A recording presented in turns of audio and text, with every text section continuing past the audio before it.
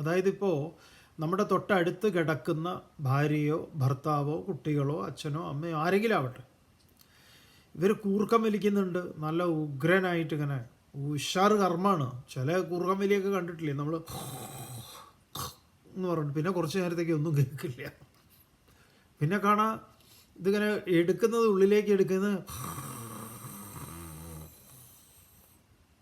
നമ്മൾ വിചാരിച്ചൊക്കെ പുതിയ പുതിയ ആളുകളെ ആണെങ്കിൽ, ഇപ്പം പരിചയമുള്ളവർക്ക് ആണെങ്കിൽ അറിയാം ഇത് 2 മിനിറ്റ് കഴിഞ്ഞാൽ പുറത്തേക്ക് വേറൊരു ശബ്ദത്തിൽ വരുന്നു.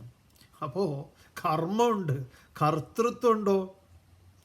ഇല്ല. മൂപ്പരോട് പറഞ്ഞു നോക്കൂ, നിങ്ങൾ എജ്ജാതി കൂർക്കം വലിയാണ് മനുഷ്യ. ഞാനോ? എനിക്ക് വെറുതെ തോന്നുന്ന, മിണ്ടാതെ കിടക്കാൻ നോക്കുമെന്ന് പറയും അല്ലേ.